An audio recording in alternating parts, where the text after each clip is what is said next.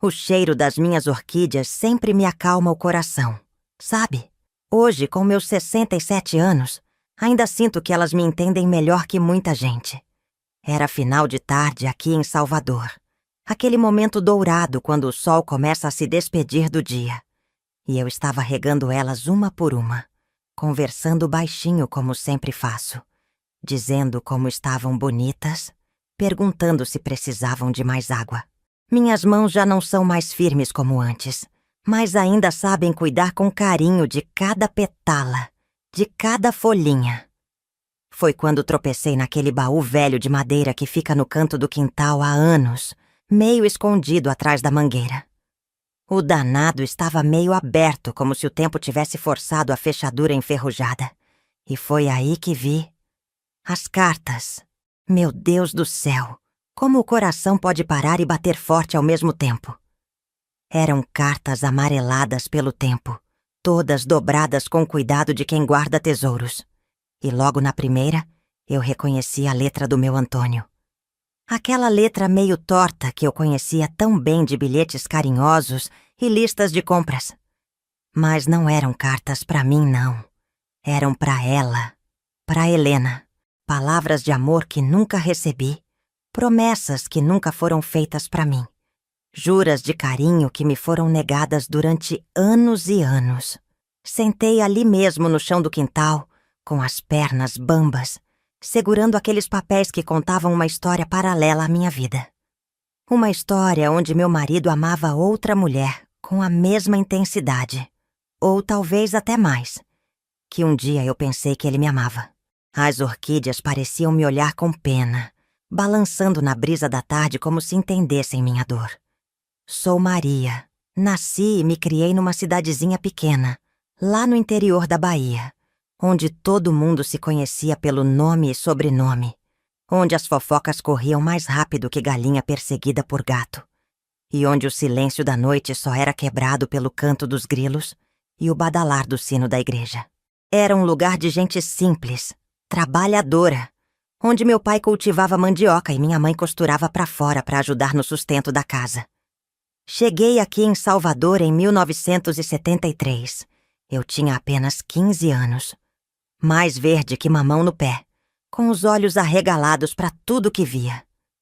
Vim com uma mala de papelão amarrada com barbante, 2 vestidos que minha mãe costurou com todo cuidado, uns sapatos que já tinham andado muito chão e um coração cheio de esperança misturada com saudade.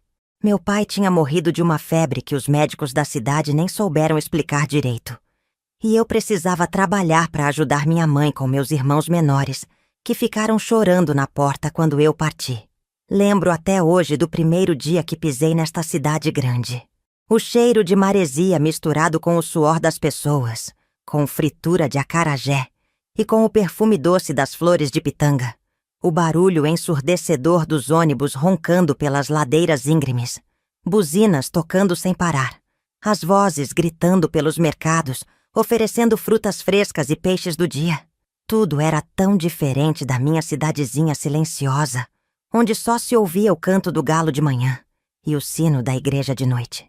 Fiquei meio perdida na rodoviária, agarrada na minha mala como se fosse a única coisa sólida num mundo que balançava, olhando para todo lado sem entender direito onde estava, quando uma senhora bondosa de cabelos grisalhos e sorriso maternal me indicou onde eu podia procurar trabalho. "Menina", ela disse, "Salvador é cidade grande, mas tem coração bom para quem vem com vontade de trabalhar. Consegui emprego numa oficina de costura ali no Pelourinho. A Dona Conceição, era uma mulher séria, mas de bom coração. Me ensinou não só a costurar direito, mas a me virar na vida grande cidade. Maria", ela sempre dizia, "mulher que sabe costurar nunca passa necessidade. A linha e a agulha são nossas melhores amigas." Como ela tinha razão. Foi numa festa junina da vizinhança 2 anos depois que conheci meu Antônio. Eu tinha 17 anos e estava toda arrumada com um vestido de chita que eu mesma tinha feito, todo florido e bonito, com babados na barra que balançavam quando eu andava. Tinha passado a tarde toda me arrumando, penteando o cabelo com cuidado, passando um pozinho no rosto que uma amiga tinha me emprestado. Ele chegou no meio da quadrilha, alto, moreno queimado de sol, com aquele sorriso que parecia iluminar a noite inteira e fazer todas as moças suspirarem baixinho. Era motorista de ônibus, tinha 22 anos, mãos grandes e calejadas de homem trabalhador, e um jeito de falar que conquistava qualquer coração de uma vez só. Moça bonita dessas não pode ficar sozinha numa festa. Foi a primeira coisa que ele me disse, oferecendo a mão para dançar. E eu, boba como uma menina apaixonada, aceitei na mesma hora. Dançamos forró até o sol raiar, e quando ele me acompanhou até em casa, eu já sabia que tinha encontrado o homem da minha vida. Antônio tinha um jeito especial de me tratar que me fazia sentir como a mulher mais importante do mundo. Toda sexta-feira, quando voltava do trabalho com o uniforme suado e o cansaço nos ombros, ele parava no mercado e comprava uma florzinha para mim. Às vezes era uma rosa vermelha ainda molhada do borrifo do vendedor. Outras vezes era um cravinho perfumado ou uma margarida branquinha como papel. Sempre vinha com aquele sorriso que derretia meu coração e aquela frase que me fazia sorrir igual menina boba. Para a mulher mais bonita de Salvador, eu ficava toda derretida. Guardava as flores numa xícara com água fresca e ficava olhando elas murcharem devagarzinho, pensando no tanto que eu amava aquele homem e em como a vida tinha sido generosa comigo. Havia uma ternura genuína no jeito dele me abraçar por trás, quando eu estava cozinhando. No carinho com que alisava meu cabelo antes de dormir. Na forma atenta como escutava eu contar sobre meu dia na oficina. Eu realmente acreditava que era amada, protegida, valorizada. Como eu podia imaginar que aquele mesmo homem carinhoso estava construindo a mesma rotina de amor com outra mulher? Casamos em 1975, numa cerimônia simples na Igreja da Conceição da Praia. Eu tinha 17 anos e estava radiante de felicidade. Fiz meu próprio vestido, todo bordado à mão. Trabalhei nele durante meses. Antônio estava lindo no seu terno azul marinho, emprestado do irmão. E quando ele disse sim, diante do padre, eu senti que a vida inteira tinha valido a pena para chegar naquele momento. Começamos nossa vida numa casinha alugada ali em Itapuã, pertinho da praia. Era pequena, só 2 cômodos. Mas era nossa. Eu acordava cedinho para fazer o café e ver Antônio sair pro trabalho, sempre de uniforme arrumadinho, sempre me dando um beijo na testa e dizendo: "Até logo, meu amor." De tarde, quando ele voltava, a gente sentava na varanda para conversar sobre o dia, ouvindo o som das ondas e o radinho tocando Luiz Gonzaga. Nossa primeira filha, Carla, nasceu em 1976. Meu Deus, que alegria foi aquela! Antônio chorou tanto quanto eu quando o Pio Doutor colocou ela nos meus braços. "Ela é igualzinha à mãe", ele dizia, beijando minha testa molhada de suor e lágrimas de felicidade. Carla era uma criança linda, esperta, que aprendeu a andar cedo e sempre ficava grudadinha no pai quando ele chegava do trabalho. 2 anos depois, veio o João, meu menino teimoso que nasceu no meio de uma tempestade danada. As luzes foram embora bem na hora das dores e a parteira teve que trabalhar com lampião. Antônio ficou andando de um lado pro outro, nervoso como um gato escaldado, até ouvir o choro do menino. "Agora temos um time completo", ele disse, me abraçando junto com nossos 2 filhos. E em 1980, chegou nossa caçula, a Lúcia, pequenina e delicada como uma boneca de porcelana. Antônio derreteu de vez com ela. Dizia que tinha nascido para ser pai de menina. Ficava horas brincando, inventando histórias, ensinando ela a cantar as músicas que tocavam no rádio. Fomos uma família feliz durante tantos anos. Nossa casa era sempre cheia de risadas, de música, de cheiro de comida boa. Eu costurava durante o dia enquanto as crianças brincavam no quintal, e à noite ajudava elas com as tarefas da escola. Antônio chegava cansado, mas sempre tinha energia para brincar com os filhos, para me ajudar na cozinha, para sentar comigo na varanda depois que as crianças dormiam. Em 1985, conseguimos juntar dinheiro suficiente para comprar nosso terreno, aqui mesmo em Itapuã. Não tinha nada, só mato e pedra, mas para nós era o pedaço de céu na terra. Construímos nossa casa aos poucos, tijolo por tijolo, cada parede erguida com amor e sacrifício. Antônio trabalhava de dia dirigindo ônibus e de tarde ajudava na construção. Eu costurava de madrugada para ganhar um dinheiro extra para comprar material. Foram anos difíceis, mas éramos felizes. Eu olhava para o Antônio subindo nas vigas, todo sujo de cimento, e sentia um orgulho danado do meu marido. Nossa casa vai ser a mais bonita da rua. Ele sempre dizia. E eu acreditava. Acreditava em tudo que ele dizia. Ah, se você tá me ouvindo agora e gosta dessas histórias de vida, de memórias que todo mundo tem guardado no coração, que tal se inscrever no canal pra gente não perder essas lembranças tão preciosas? É que essas histórias precisam ser contadas, sabe? Guardadas com carinho. A casa ficou pronta em 1987 e foi a felicidade completa. 3 quartos, uma sala grande, cozinha espaçosa e este quintal que até hoje é meu refúgio. Plantei minhas primeiras flores naquele ano, umas roseiras, umas margaridas e estas orquídeas que hoje são minha paixão. Antônio fez questão de me ajudar, cavando os buracos, carregando terra, regando comigo toda a tarde depois do trabalho. Nossa vida tinha uma rotina boa, sabe?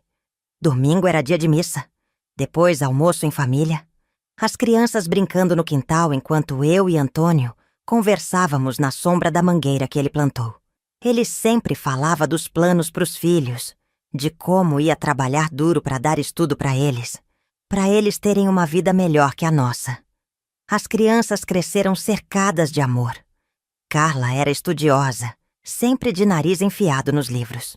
João era arteiro, vivia inventando travessura, mas tinha um coração do tamanho do mundo.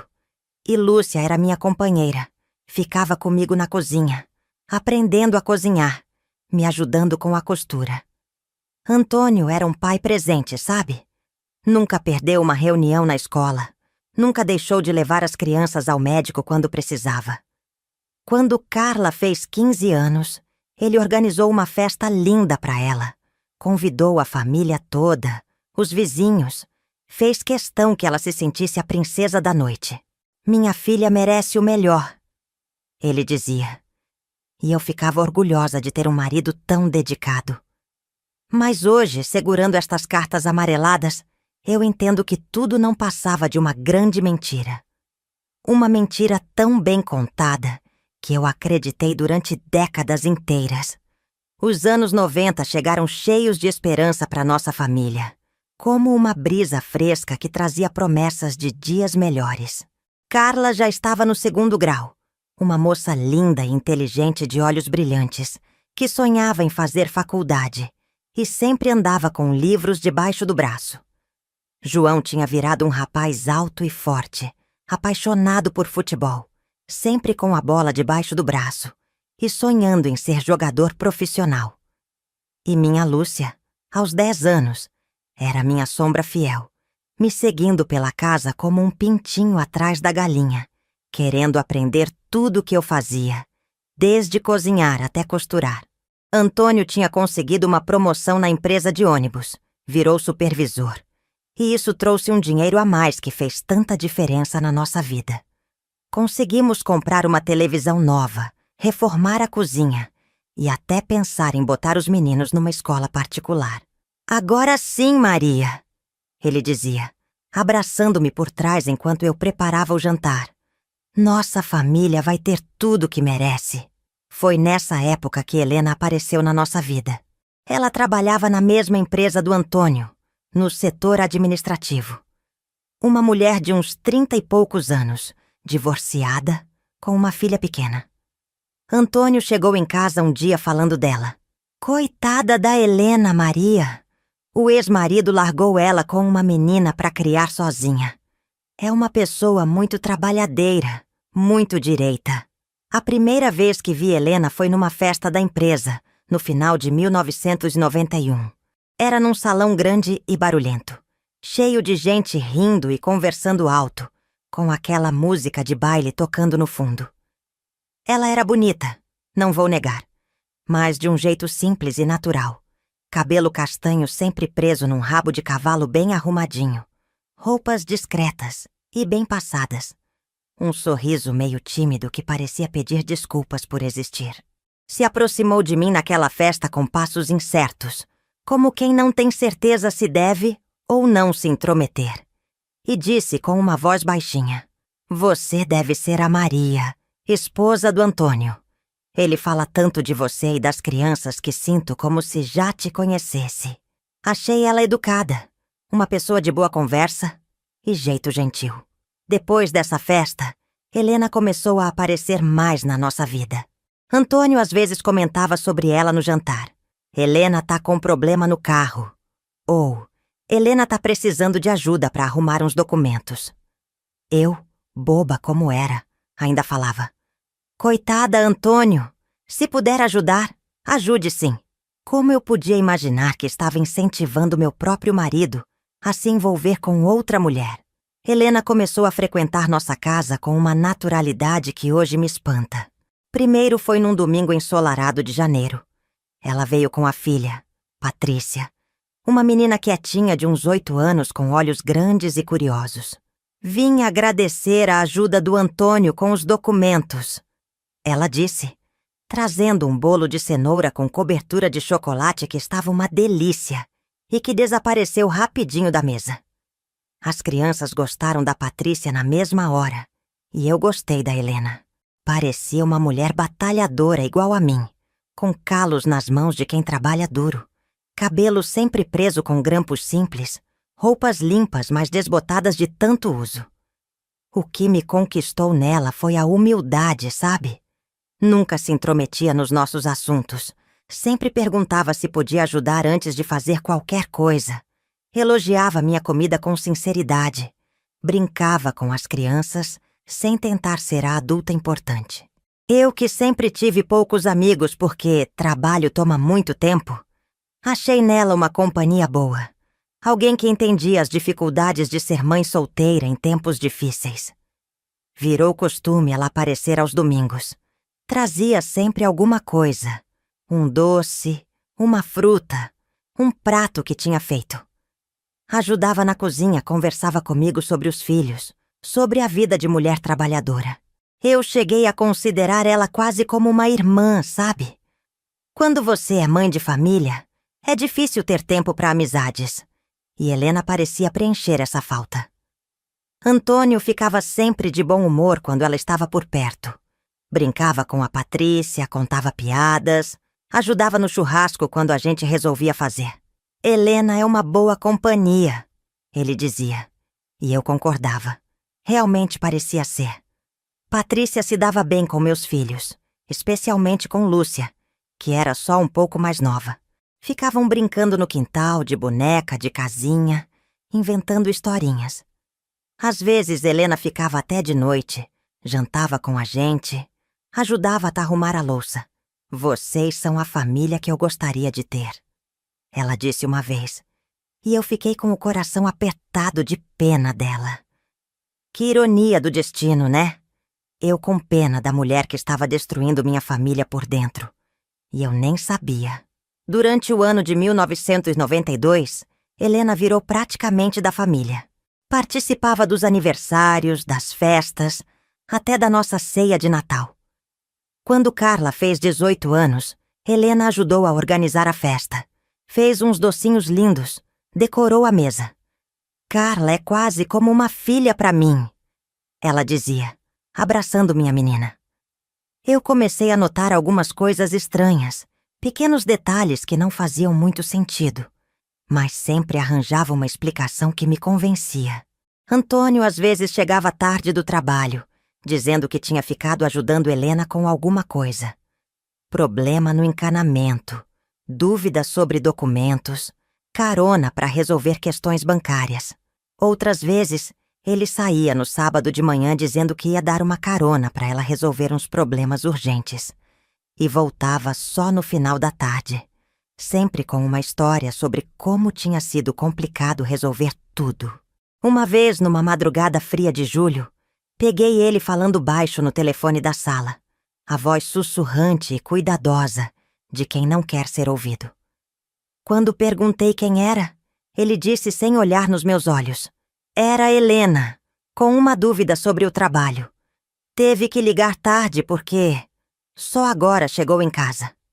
Achei estranho, mas Antônio sempre foi prestativo com os colegas, sempre disposto a ajudar quem precisasse. Era uma das qualidades que eu mais admirava nele, essa generosidade com o próximo. Como eu podia imaginar que estava sendo generoso demais? Mas eu confiava no meu marido, sabe? Depois de quase 20 anos de casamento, 3 filhos, uma vida construída juntos. Como eu podia desconfiar? Antônio sempre foi carinhoso comigo. Sempre me tratou bem. Sempre chegava em casa com as flores dele.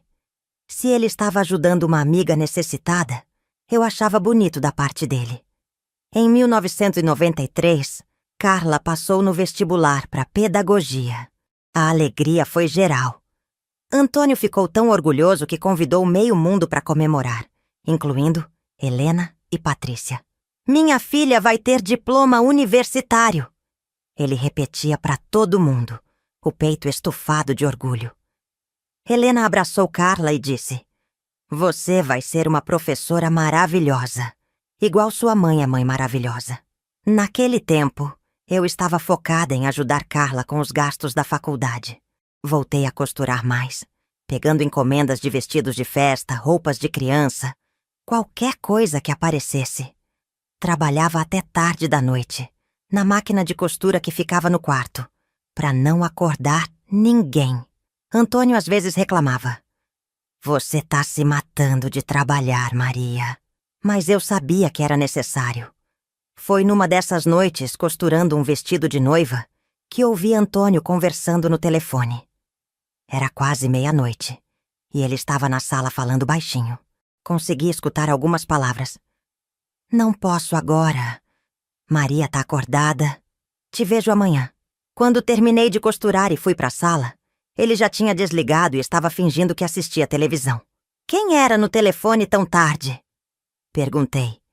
"Ninguém não, amor. Acho que foi engano."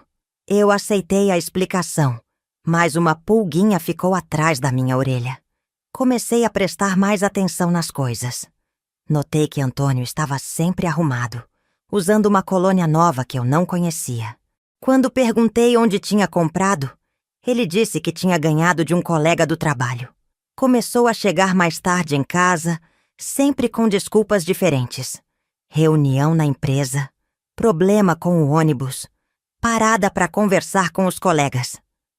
Uma vez, lavando as roupas dele, encontrei um papel no bolso da camisa, com uma lista de compras escrita numa letra que não era a minha nem a dele. Quando perguntei, ele disse que um colega tinha pedido para ele comprar umas coisas no mercado. Sempre tinha uma explicação, sempre tinha uma desculpa que parecia fazer sentido. Helena continuava frequentando nossa casa, sempre simpática, sempre prestativa. Mas eu comecei a reparar em algumas coisas. Como ela olhava para o Antônio quando achava que ninguém estava vendo. Como ele ficava mais animado quando sabia que ela ia vir. Como os dois, às vezes, trocavam olhares rápidos durante as conversas. Em 1994, João fez 16 anos e ganhou uma bicicleta nova do pai. Antônio fez questão de comprar uma bicicleta boa, cara. Disse que o menino merecia. Na festa de aniversário, Helena estava lá, como sempre, e trouxe um presente caro para João também. Uma camiseta do time dele, oficial, importada. Achei estranho uma amiga gastar tanto dinheiro assim, mas não falei nada. Foi no meio daquele ano que as coisas começaram a ficar mais óbvias. Antônio começou a sair aos sábados, dizendo que ia jogar futebol com os colegas, mas sempre voltava limpo, sem cheiro de suor, sem suor na roupa. Quando eu comentava, ele dizia que tinha tomado banho lá mesmo no campo. Uma vez, uma vizinha me perguntou se Antônio estava doente, porque ela tinha visto ele na cidade numa tarde de sábado, andando com uma mulher e uma criança, quando ele deveria estar jogando bola. Comecei a ficar inquieta, sabe? Aquela sensação ruim no peito, como se alguma coisa não estivesse certa. Mas toda vez que eu questionava alguma coisa, Antônio ficava bravo. Maria, que desconfiança é essa? Depois de tantos anos de casamento, você não confia em mim? E eu me sentia culpada por estar desconfiando. O ano de 1995 começou estranho. Antônio estava diferente, mais distante, mais nervoso. Às vezes eu pegava ele olhando pro nada, pensativo. E quando eu perguntava o que era, ele dizia que estava preocupado com o trabalho. Helena continuava aparecendo, mas eu já não sentia mais aquela simpatia por ela. Alguma coisa dentro de mim tinha mudado. Uma intuição de mulher que não conseguia calar. Foi numa segunda-feira de março, lembro como se fosse hoje, que tudo mudou. Eu estava varrendo a varanda quando o carteiro chegou com uma carta sem remetente, endereçada para mim. Papel comum, envelope simples, letra de mulher. Abri pensando que fosse alguma propaganda ou convite. Mas quando li as primeiras palavras, meu mundo desabou. Maria, você precisa saber a verdade sobre seu marido. Ele tem outra mulher há mais de 20 anos. Pergunte para ele quem é Helena de verdade na vida dele. Pergunte sobre a filha que ele tem com ela. Minha mão tremeu tanto que quase deixei a carta cair. Li de novo. E de novo. Tentando entender. Tentando acreditar que era mentira. Que era algum engano. Mas no fundo do meu coração, eu sabia que era verdade. Todas aquelas situações estranhas, todos aqueles detalhes que não faziam sentido, de repente se encaixaram como peças de um quebra-cabeça terrível. Entrei em casa cambaleando, sentei na cozinha e chorei como não chorava desde menina. Chorei pela mulher boba que eu tinha sido, pela confiança que eu tinha dado, pela vida que eu achava que estava vivendo, mas que era só uma mentira bonita.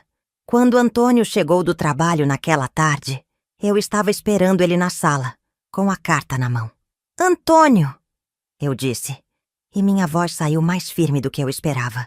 Preciso conversar com você sobre uma coisa. Ele estava tirando o uniforme, como fazia todo dia, pendurou a camisa no encosto da cadeira e me olhou. Que foi, Maria? Você tá com uma cara estranha. Eu mostrei a carta com as mãos tremendo como folha no vento. Chegou isso hoje. Você pode me explicar? Vi a cor sumir do rosto dele, como se alguém tivesse puxado uma torneira e toda a vida tivesse escorrido junto. Primeiro ficou branco como papel de embrulho, depois vermelho de raiva ou vergonha. Não sei direito. Os olhos dele ficaram meio vidrados, como de quem acabou de levar um tiro e ainda não caiu. Pegou a carta com dedos trêmulos, leu rapidamente movendo os lábios como criança aprendendo a ler e amassou ela na mão com uma força que pensei que fosse quebrar os ossos dos dedos. Que safadeza é essa? Alguém querendo destruir nossa família com mentira! Gritou, mas a voz saiu falsa, forçada, como ator ruim no palco. Mentira! Perguntei e senti minha voz tremendo. Então você jura que é mentira? Claro que é mentira, Maria. Como você pode acreditar numa coisa dessas, depois de todos esses anos juntos? Ele veio até mim, tentou me abraçar, mas eu me afastei. Alguém tá com inveja da nossa felicidade. Quer ver a gente separado. Mas eu já não conseguia te acreditar nele. Cada palavra que saía da boca dele parecia falsa, forçada. Antônio, olhe no meu olho e me diga. Você nunca traiu nossa família? O silêncio que se fez naquela sala foi o mais pesado da minha vida. Ele ficou me olhando, abrindo e fechando a boca como peixe fora d'água, sem conseguir falar. E foi nesse silêncio que eu tive minha resposta. Meu Deus do céu! Sussurrei, sentando na cadeira porque as pernas não me sustentavam mais. É verdade. É tudo verdade. Ele se ajoelhou na minha frente. Tentou pegar minhas mãos. Maria, escuta, por favor. Há quanto tempo? Cortei, puxando as mãos para longe dele. Há quanto tempo você tá me enganando? Maria, responde! Gritei, e foi a primeira vez na vida que gritei com meu marido. Há quanto tempo? Ele baixou a cabeça como criança pega fazendo arte, os ombros curvados pelo peso da vergonha, e sussurrou numa voz que mal dava para ouvir. Desde 1973. O mundo girou na minha frente como se eu tivesse levado uma pancada na cabeça. 1973. O ano que eu cheguei em Salvador cheia de sonhos. O ano que conheci ele na festa junina. O ano que me apaixonei perdidamente por aquele sorriso bonito. 22 anos. 22 anos de mentira, de fingimento, de vida dupla enquanto eu acreditava que estava vivendo o grande amor da minha vida.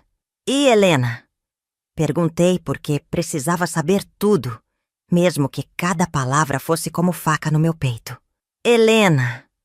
Ela trabalhava numa loja perto do ponto final do ônibus. Eu parava lá todo dia para comprar cigarro. A voz dele estava sumindo, como se tivesse vergonha das próprias palavras. Foi só uma vez, Maria. Depois virou 2, 3. Quando percebi, já estava envolvido. E a filha? Ele me olhou com os olhos cheios de lágrima. Patrícia. Ela nasceu em 1983. Patrícia. A menina que brincava no meu quintal como se fosse da família, que comia na minha mesa e dividia os brinquedos com minha Lúcia, que eu tratava como se fosse sobrinha querida, dando carinho e atenção. Era filha do meu marido. Uma filha que ele teve com outra mulher, enquanto eu cuidava dos nossos filhos com tanto amor, enquanto eu construía nossa casa, tijolo por tijolo, enquanto eu acreditava no nosso amor como se fosse a coisa mais sagrada do mundo. Sai! Falei, apontando para a porta. Sai da minha casa! Maria, me deixa explicar! Explicar o quê? Levantei da cadeira, e toda a raiva de 22 anos saiu de uma vez. Explicar como você trouxe sua amante para dentro da minha casa? Como você deixou ela brincar com nossos filhos, comer da nossa comida, participar das nossas festas? Como você me fez de palhaça na frente do mundo inteiro? Eu nunca quis que você descobrisse assim. Ah, não? E como você queria? Que eu morresse sem saber? Que eu passasse o resto da vida vivendo na mentira? As lágrimas desciam pelo meu rosto. Mas eu não queria chorar na frente dele. Não queria dar essa satisfação. Sai, Antônio. Sai agora. E as crianças? E nossa família? Nossa família? Ri, mas era um riso amargo, sem alegria. Que família, Antônio? Você tem 2 famílias, lembra? Vai cuidar da outra. Ele tentou argumentar, tentou me convencer a conversar com calma. Mas eu não quis ouvir mais nada. Naquela noite, ele dormiu no sofá e eu tranquei a porta do quarto. Fiquei a noite inteira acordada, olhando pro teto, lembrando de cada momento da nossa vida, tentando entender onde eu tinha errado, onde eu tinha sido cega. No dia seguinte, não aguentei ficar só com aquele peso. Contei tudo para minha irmã Valdeci, que tinha vindo morar em Salvador uns anos antes. Ela ficou furiosa. Eu sempre achei estranho esse negócio de Helena aparecer tanto aqui em casa.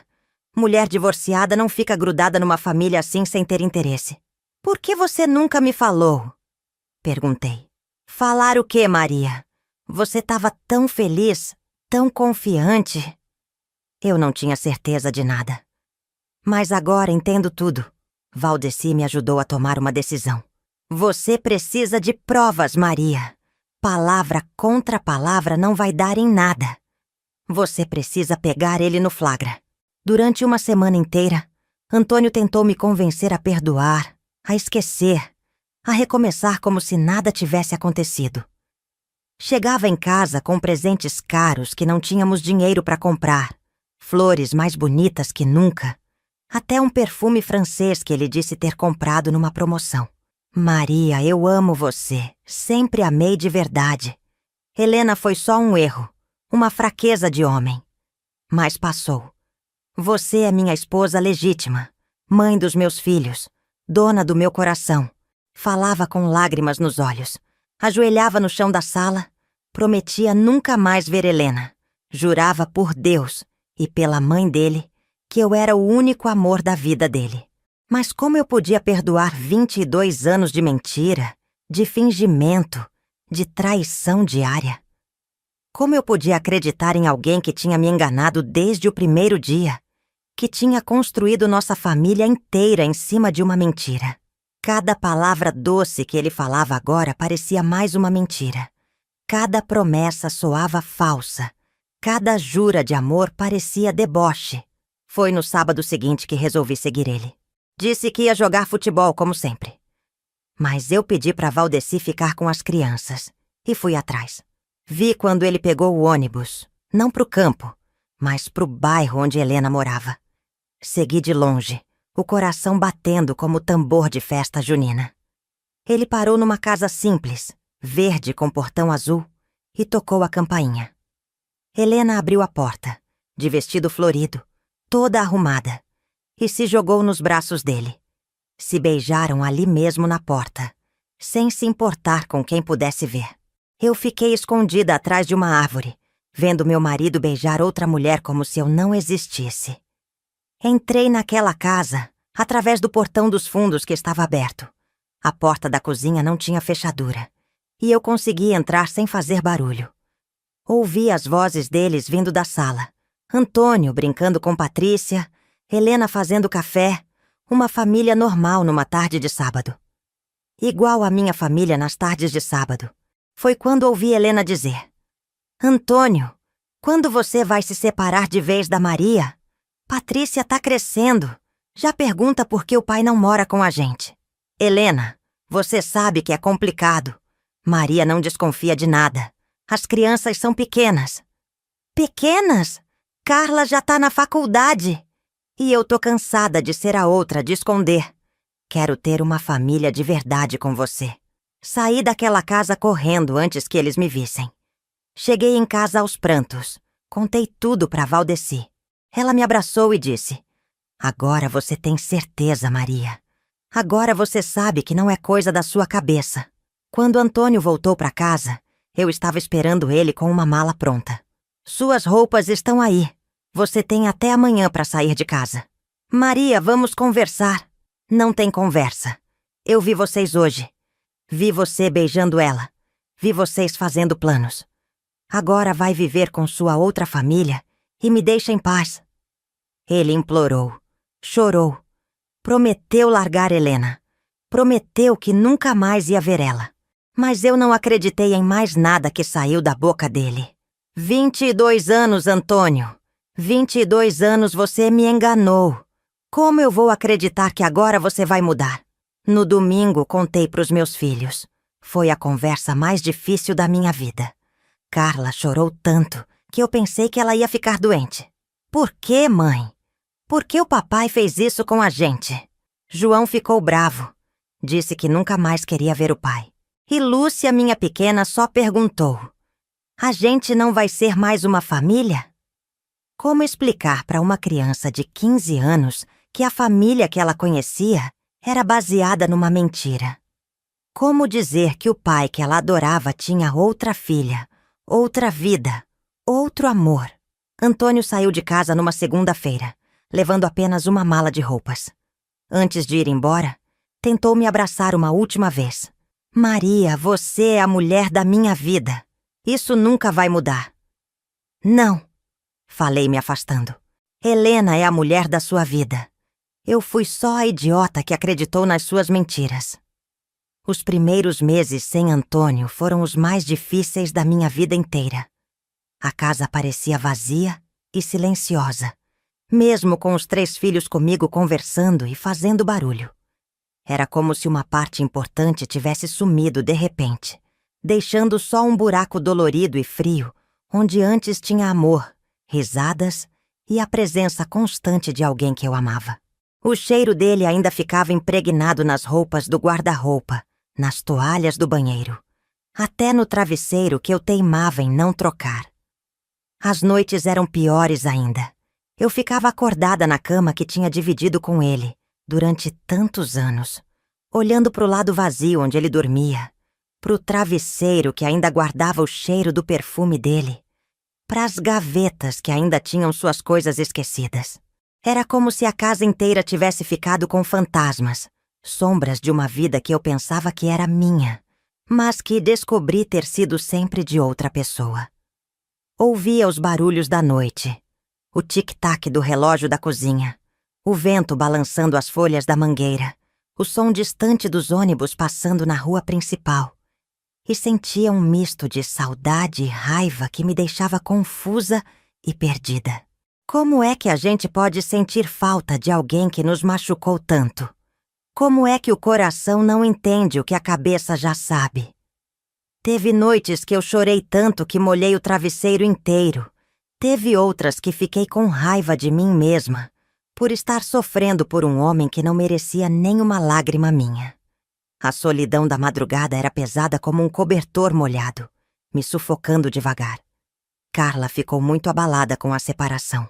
Ela idolatrava o pai, e descobrir que ele tinha outra família foi como se o mundo dela tivesse desabado. Mãe, como é que a gente vai fazer? Ela perguntava, abraçada comigo no sofá. E se as pessoas ficarem falando da gente? Ah, as pessoas. Esse foi outro sofrimento. Numa cidade pequena como Salvador daquela época, onde todo mundo se conhecia no bairro, a separação virou assunto de toda a vizinhança. Eu sentia os olhares quando passava na rua, as conversas que paravam quando eu chegava perto, os sussurros atrás das cortinas. Coitada da Maria, diziam uns. Ela deve ter dado motivo, cochichavam outros. O pior de tudo foi descobrir que muita gente já sabia. A vizinha da esquina, a dona Neuza, veio me visitar uma semana depois da separação e confessou: Maria, eu já tinha visto Antônio várias vezes, andando com Helena e a menina pela cidade. Mas como eu ia te contar uma coisa dessas? Achei que você sabia e estava fingindo que não via. Mais gente apareceu para contar o que tinha visto. Antônio e Helena no supermercado fazendo compras juntos, no parque com Patrícia, até mesmo numa lanchonete ali perto de casa. Fiquei sabendo que eles viviam como marido e mulher há anos, que todo mundo conhecia eles como casal. Eu era a única boba que não sabia de nada. A vergonha foi quase pior que a dor da traição. Imaginar que todo mundo ficava com pena de mim, que falavam pelas minhas costas sobre como eu era ingênua, como eu era troxa. Isso me doía mais que a própria separação. Teve dias que eu não queria nem sair de casa, com medo dos olhares, dos comentários. Mas os filhos precisavam de mim, e isso me deu forças para continuar. João, que sempre foi mais durão, tentava me proteger. Mãe, qualquer um que falar mal da senhora, eu vou lá e... Não, meu filho, eu sempre dizia. Violência não resolve nada. A gente vai mostrar nossa dignidade de outro jeito. Lúcia, coitadinha, ficou muito confusa com toda a situação. Ela gostava da Patrícia, tinha feito amizade com a menina e agora descobria que era meio irmã dela. Mãe, eu posso ainda brincar com Patrícia? Perguntou um dia. Ela não tem culpa do que o papai fez. Essa pergunta me fez pensar muito. Patrícia realmente não tinha culpa de nada. Era só uma criança, filha do meu marido, mas criança igual aos meus filhos. Que culpa ela tinha de ter nascido de uma relação errada? Decidi que meus filhos podiam manter contato com a irmã, se quisessem. Mas eu, com Helena, não queria conversa. Antônio tentava voltar várias vezes. Aparecia na porta de casa chorando, implorando perdão, dizendo que tinha terminado com Helena, que queria reconquistar a família. Uma vez trouxe flores, igual fazia quando éramos namorados.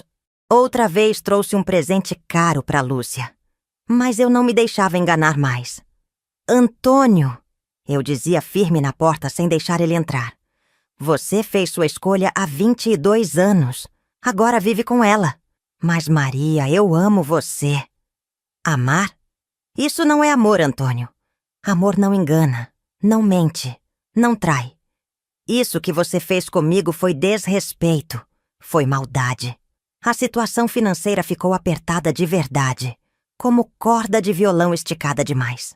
Antônio dava uma pensão para os filhos, mas era pouco para manter a casa funcionando, pagar as contas de luz e água, comprar comida para o mês todo e ainda ajudar Carla na faculdade com as passagens de ônibus e o material de estudo. Voltei a costurar com mais força e determinação, pegando qualquer encomenda que aparecia, desde vestidos de festa até simples remendos em roupas velhas. Trabalhava até altas horas da madrugada, fazendo vestidos de casamento, roupas de criança coloridas e alegres, concertos de todo tipo, qualquer coisa que trouxesse um dinheiro honesto para dentro de casa. Minha máquina de costura virou minha companheira de madrugada. O barulho dela costurando me acalmava, me fazia sentir útil, produtiva. Cada ponto que eu dava era como se estivesse costurando minha própria independência, minha própria dignidade. Foi numa dessas noites costurando que tive uma surpresa que mudou minha perspectiva sobre muita coisa. Batiram na porta quase 10 horas da noite, em plena chuva de inverno. E quando fui ver quem era, era Patrícia. Sozinha, chorando como criança perdida, molhada da cabeça aos pés, tremendo de frio e de medo. Tia Maria, ela disse com a voz embargada, porque sempre me chamou assim desde pequena. Posso entrar? Por favor. Não tenho mais para onde ir. Meu coração apertou tanto que quase doeu fisicamente vendo aquela criança naquele estado. Por mais raiva que eu tivesse da mãe dela, por mais que Helena representasse tudo que tinha destruído minha família, Patrícia era inocente. Era só uma menina de 12 anos perdida no meio de uma confusão que os adultos tinham criado, pagando por erros que não tinha cometido. Claro, minha filha. Entre, entre. Ela se jogou nos meus braços chorando. Tia Maria, minha mãe e meu pai brigaram feio hoje. Ele falou que ia embora, que não aguentava mais ser cobrado, que queria voltar para a família dele. Minha mãe ficou gritando, dizendo um monte de coisa feia. Eu fiquei com medo. Aquela situação me deixou dividida. Por um lado, senti pena da menina. Por outro, fiquei brava porque ela estava ali me contando que Antônio queria voltar. Como se eu fosse aceitar de braços abertos depois de tudo que aconteceu. Onde está sua mãe agora? Perguntei. Em casa, chorando. Ela disse que se papai for embora, ela não sabe o que vai fazer da vida. Fiz um chá para Patrícia, dei uma roupa seca da Lúcia para ela vestir e ficamos conversando. Era estranho conversar com a filha da mulher que destruiu meu casamento. Mas olhando para ela, eu só via uma criança assustada, perdida no meio de uma confusão que os adultos tinham criado. Tia Maria, ela perguntou depois de um tempo. Por que meu pai não pode morar com vocês e também com a gente? Por que tem que ser só com uma família? Como explicar para uma criança de 12 anos que a vida não funciona assim?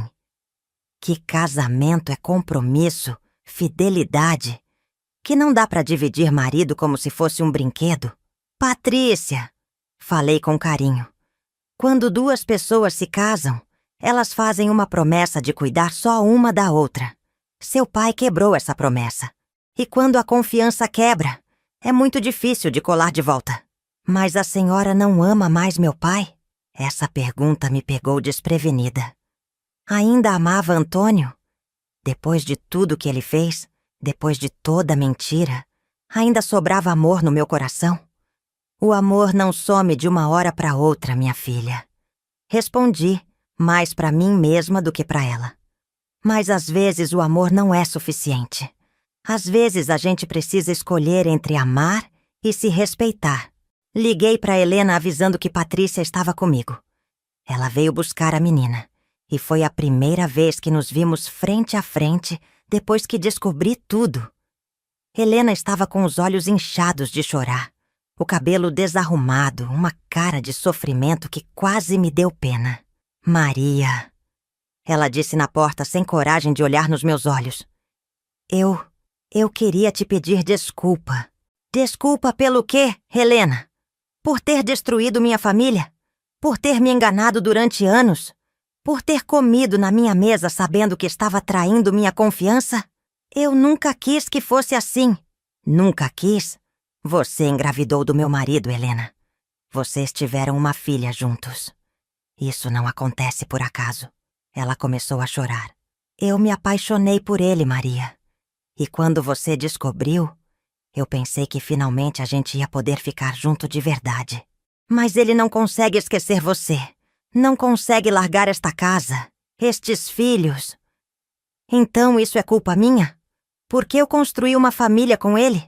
Porque eu fui uma esposa dedicada? Não é culpa sua. Não é culpa de ninguém. É só que o coração não escolhe, né? Ali naquele momento, olhando para Helena chorando na minha porta, eu entendi que ela também era vítima daquela situação. Ela tinha se apaixonado por um homem casado, tinha aceitado viver na sombra por anos, tinha criado uma filha praticamente sozinha, sempre esperando que ele escolhesse ela de verdade. Mas mesmo entendendo a dor dela, eu não conseguia perdoar. Perdoar Helena significaria aceitar que o que ela fez estava certo, que era normal uma mulher se envolver com um homem casado, quebrar uma família, enganar uma esposa. Helena, falei, entregando Patrícia para ela. A partir de hoje não quero mais você na minha vida. Patrícia pode vir aqui quando quiser. Ela é irmã dos meus filhos. Mas você não.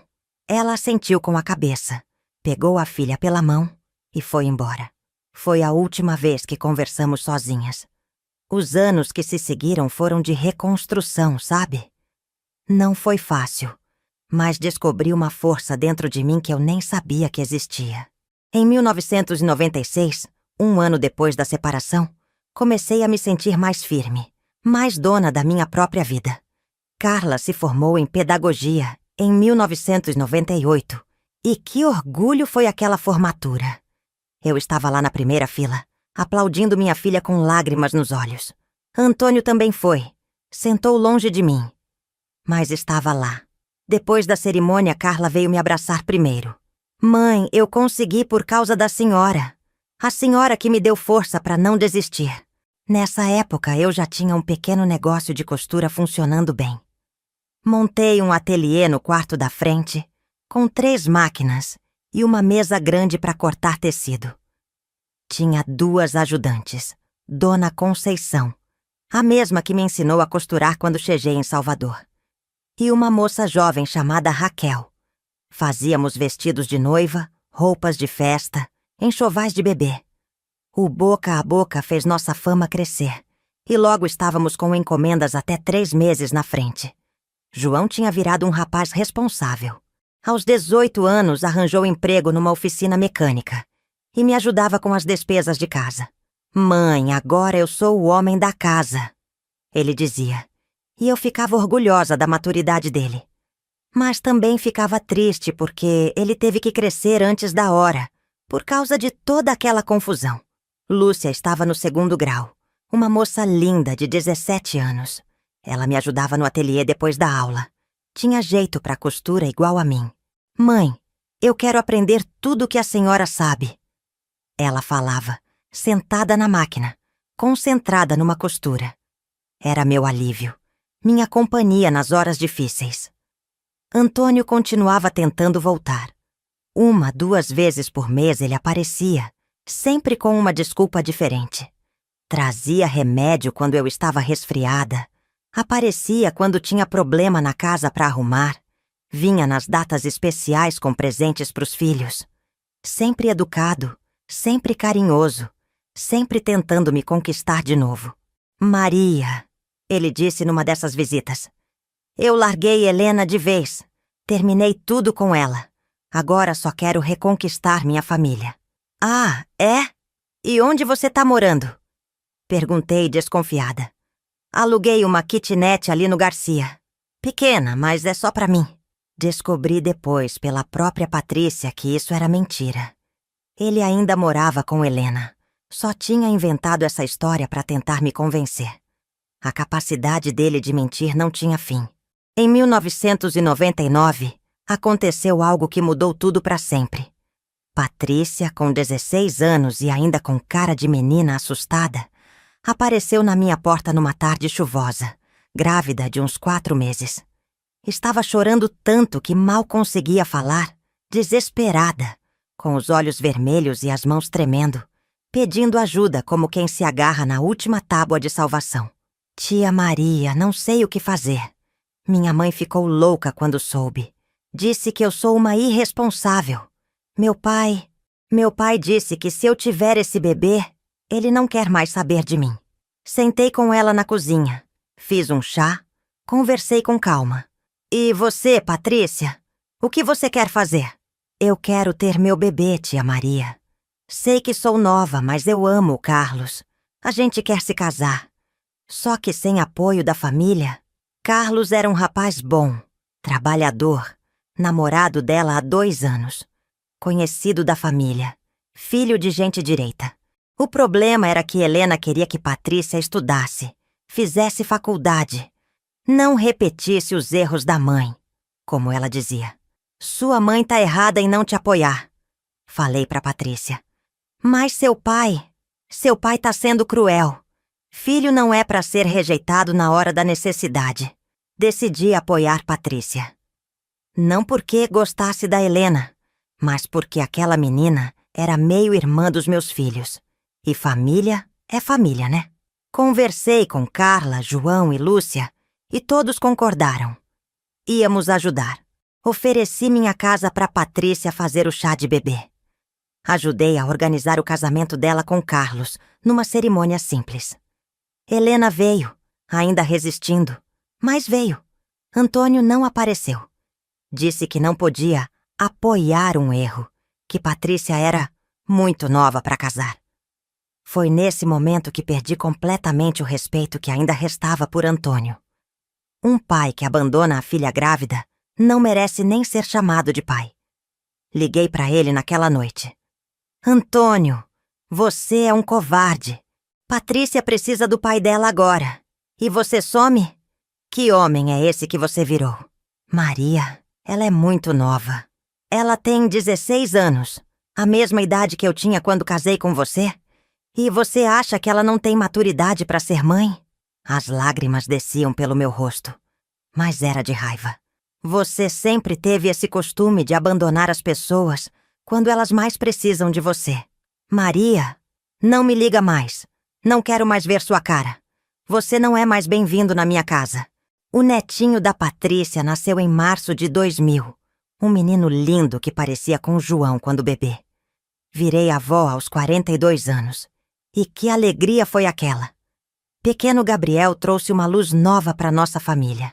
Sabe, se você gosta dessas histórias de família, de superação, de como a gente encontra força onde nem imaginava que tinha, se inscreve aí no canal para não perder as próximas.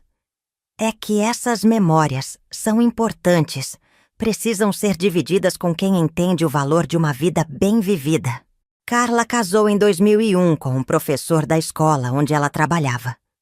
Cerimônia bonita. Eu fiz o vestido de noiva dela com todo o amor do mundo. Antônio apareceu na igreja, mas não foi convidado para a festa. Carla tinha definido. Ele pode vir na cerimônia como pai, mas na festa só fica quem torce de verdade pela minha felicidade. João arrumou uma namorada séria. A Fernanda, filha de uma família conhecida do bairro. Rapaz trabalhador, responsável, virou sócio da oficina onde trabalhava. Mãe, aprendi com o exemplo da senhora que trabalho honesto vale mais que qualquer mentira bonita. Ele me disse um dia, e eu fiquei emocionada.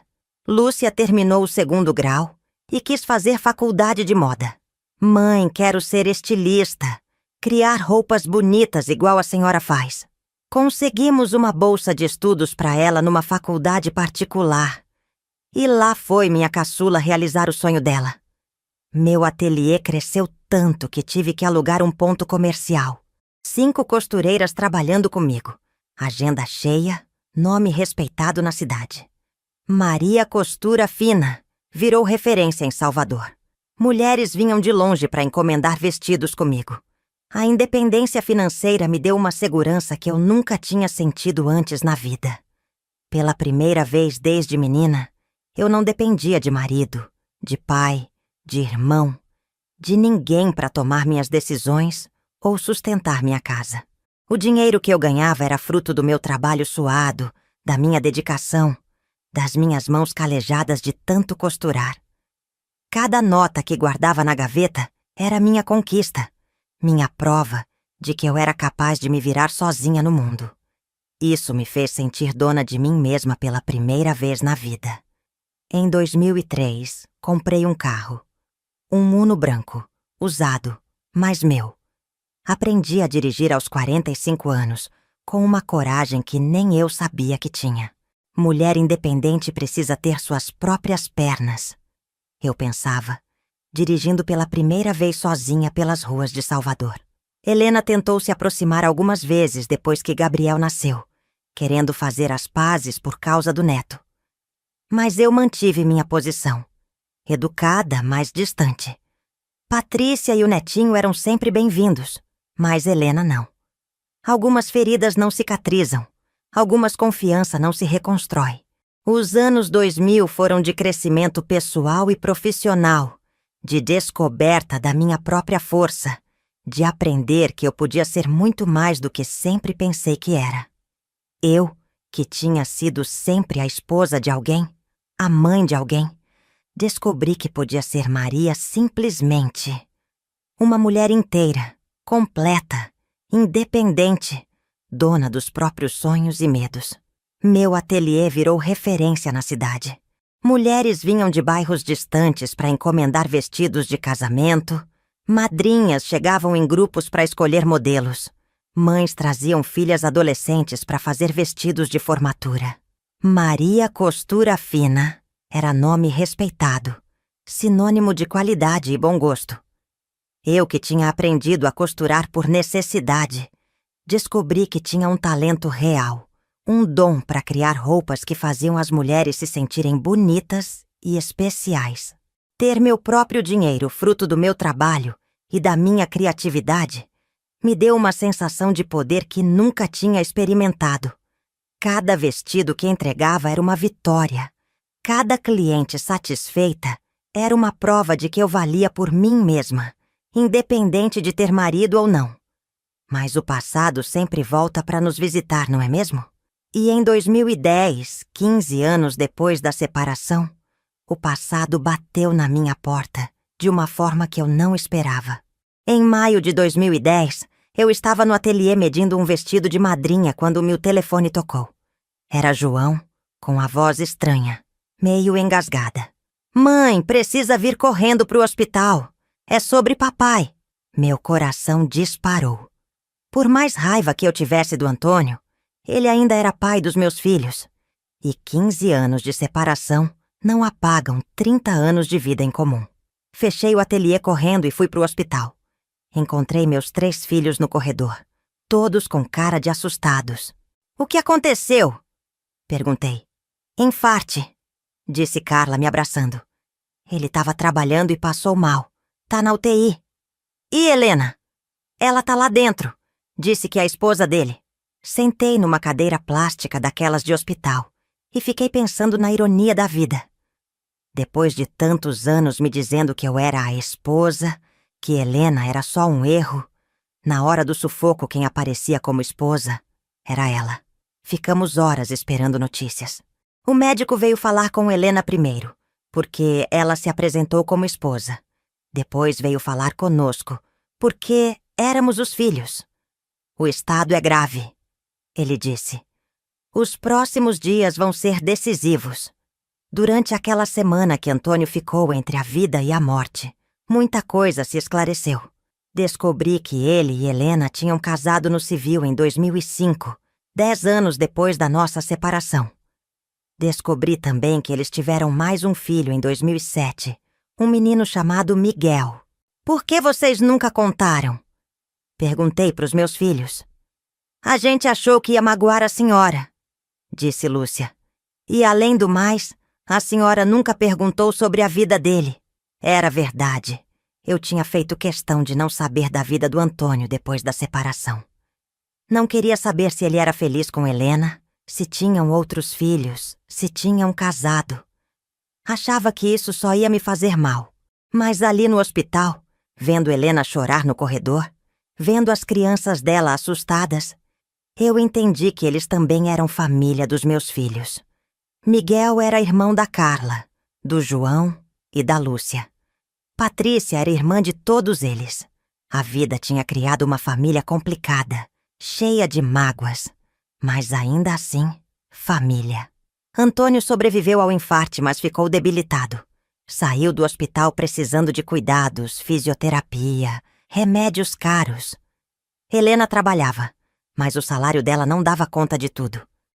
Foi quando meus filhos vieram conversar comigo. "Mãe", disse João, "a gente queria ajudar com os remédios do papai, mas não temos condição sozinhos. A senhora toparia dividir os gastos?" Fiquei pensando naquilo por dias. Ajudar o homem que me traiu, que me mentiu, que me fez de boba durante 22 anos. Por outro lado, era o pai dos meus filhos, o avô dos meus netos, e eu tinha condição de ajudar. "Tá bom", falei, "mas quero deixar claro, isso não é perdão, é só responsabilidade com a família." Durante os 2 anos seguintes, ajudei com os remédios do Antônio. Nunca fui visitá-lo, nunca conversei com ele pessoalmente. Mandava o dinheiro através dos meninos. Mas uma vez, Patrícia veio me agradecer. "Tia Maria, obrigada por ajudar meu pai. Eu sei que a senhora não tinha obrigação." "Patrícia", falei, "seu pai errou comigo, mas isso não quer dizer que eu vou deixar os filhos sofrendo. Vocês não têm culpa dos erros dele." Em dezembro de 2012, véspera do Natal, João chegou em casa com uma notícia. "Mãe, papai quer falar com a senhora. Diz que é importante." "Não tenho nada para falar com ele." "Mãe, ele tá muito mal. Os médicos acham que não passa do ano novo." Aquilo me abalou. Por mais raiva que eu tivesse, a ideia da morte mexe com a gente, né? Depois de muito pensar, aceitei ir vê-lo. Não por ele, mas pelos meus filhos, que estavam sofrendo. A casa onde Antônio morava com Helena era simples, pequena, bem diferente da que construímos juntos. Ele estava na cama, magro, envelhecido, com a aparência de quem já tinha feito as pazes com a ideia de partir. "Maria", ele disse quando me viu, e a voz dele estava fraca, cansada. "Obrigado por ter vindo." Sentei numa cadeira ao lado da cama, mantendo distância. "O que você queria me falar?" "Queria pedir perdão. De verdade, do fundo do coração. Sei que não mereço. Sei que machuquei você demais.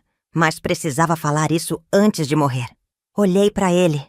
Aquele homem que um dia foi meu grande amor, meu companheiro, pai dos meus filhos. Estava ali, pequeno, frágil, pedindo perdão depois de tantos anos. "Antônio", falei, e minha voz saiu mais firme do que eu esperava. "Eu não vou te perdoar. Não posso. O que você fez comigo, com nossa família, foi covarde demais. Mas também não vou carregar rancor pro resto da minha vida." "Maria, deixa eu terminar. Você me machucou, mas também me ensinou a ser forte. Me obrigou a descobrir que eu podia viver sozinha, que eu podia ser independente. De um jeito estranho você me libertou." Ele começou a chorar. "Eu sempre amei você, Maria. Mesmo com todos os erros, mesmo com toda a confusão, você sempre foi o amor da minha vida. Se fosse amor de verdade, Antônio, você não teria feito o que fez. Amor não trai, não mente, não destrói." Levantei da cadeira, ajeitei a bolsa no ombro. "Cuide-se e seja um bom pai para os filhos que ainda precisam de você." Antônio morreu no dia 15 de janeiro de 2013, numa manhã de verão que parecia igual a qualquer outra até o telefone tocar. Foi Patrícia quem me ligou, aos prantos, dizendo que o pai tinha passado mal durante a madrugada e não resistiu. Fui ao velório não por ele, mas pelos meus filhos que estavam destroçados. Me mantive no fundo da sala, respeitosa, mas distante, observando aquele homem que um dia foi meu grande amor, agora pequeno e silencioso dentro do caixão. Helena chorou muito, mais do que eu esperava. Os filhos menores estavam perdidos. Miguel com apenas 6 anos perguntando quando o papai ia acordar. Patrícia tentando consolar todo mundo, sendo que ela mesma precisava de consolo. Vi nela a mulher que eu poderia ter sido se as circunstâncias fossem outras. A viúva legítima, a mulher que tinha o direito de chorar publicamente, de receber pesames, de ser consolada. Meus filhos sofreram muito com a morte do pai, e isso me partiu o coração. Por mais complicado que fosse o relacionamento deles com Antônio depois da separação, ainda era o pai, ainda era o homem que eles tinham amado e admirado durante a infância. Carla, João e Lúcia choraram como crianças pequenas no enterro. E eu fiz o que sempre fiz. Consolei, abracei, dei o apoio que eles precisavam, engoli minha própria dor para cuidar da dor deles. Nos meses que se seguiram, nossa família ficou mais unida. A morte do Antônio fez todos perceberem o quanto a vida é frágil, o quanto é importante valorizar quem tá perto, quem tá vivo. Patrícia começou a me visitar mais, sempre trazendo Gabriel e o irmão mais novo, Miguel. Tia Maria, ela disse numa dessas visitas, a senhora é mais avó deles do que minha mãe. A senhora que tá sempre presente, sempre ajudando. É verdade. Eu assumi os netos todos como se fossem iguais. Gabriel, o filho da Patrícia, os filhos da Carla que vieram depois, o filho do João, todos correndo pelo meu quintal, brincando entre as flores, enchendo minha casa de alegria. Hoje, aos 67 anos, quando olho para trás e vejo toda essa estrada que percorri, vejo que sobrevivi a uma das piores traições que uma mulher pode passar na vida. Vejo que criei meus 3 filhos praticamente sozinha, depois dos 40 anos, e eles se tornaram pessoas de bem, trabalhadoras, honestas, com família constituída. Vejo que construí um negócio próspero e respeitado com minhas próprias mãos calejadas, sem pedir favor para ninguém. Vejo que me tornei a matriarca querida de uma família grande, complicada e cheia de histórias, mas também cheia de amor verdadeiro e respeito mútuo. Helena ainda mora em Salvador, mas nossos caminhos raramente se cruzam. Quando acontece, cumprimentamos com educação, nada mais. Algumas feridas cicatrizam, outras ficam para sempre. Mas aprendi que a gente pode conviver com a cicatriz sem deixar que ela domine nossa vida. As cartas que encontrei hoje no baú já não me machucam como antes. São só papéis amarelados de um passado que não volta. Testemunhas silenciosas de uma época que prefiro lembrar, pelas lições que me ensinou do que pela dor que me causou. O importante é o presente vibrante que construí. Meus netinhos correndo pelo quintal como passarinhos livres, suas risadas ecoando entre as árvores. Minhas orquídeas florescendo ano após ano mais bonitas e resistentes. O cheiro gostoso do jantar que tô preparando pros filhos, que vêm me visitar todo domingo religiosamente. Hoje entendo que cada dor que passei me tornou mais forte. Cada lágrima que derramei regou o jardim da minha nova vida. Cada noite insone me preparou para valorizar melhor os dias de sol.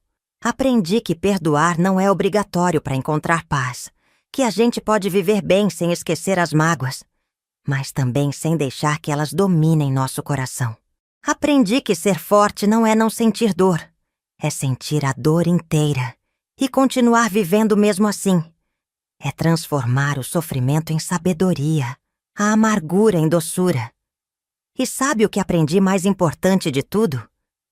Que eu sou capaz de ser feliz sozinha, sem precisar de homem do meu lado para me sentir completa ou realizada. Que não preciso de ninguém para validar minha existência, para me dar valor ou para me fazer sorrir. Que a companhia mais importante e fiel que tenho é a minha própria. e que quando a gente aprende a gostar de si mesmo, o mundo fica mais bonito e as flores do quintal ficam mais perfumadas. O sol tá se pondo aqui no meu quintal, pintando o céu de laranja e rosa. As orquídeas estão lindas balançando na brisa da tarde. O cheiro do jantar que tô preparando pros filhos, que vêm me visitar todo domingo, está se espalhando pela casa. E eu tô em paz comigo mesma. Essa é a melhor vingança que eu podia ter contra quem tentou me destruir. Ser feliz apesar de tudo. Ser forte quando quiseram me ver fraca. Ser independente quando acharam que eu ia definhar sozinha. E vocês que estão me ouvindo, lembrem-se. A gente é mais forte do que imagina. Quando a vida nos derruba, a gente pode escolher ficar no chão chorando ou levantar e mostrar do que é feito. Eu escolhi levantar.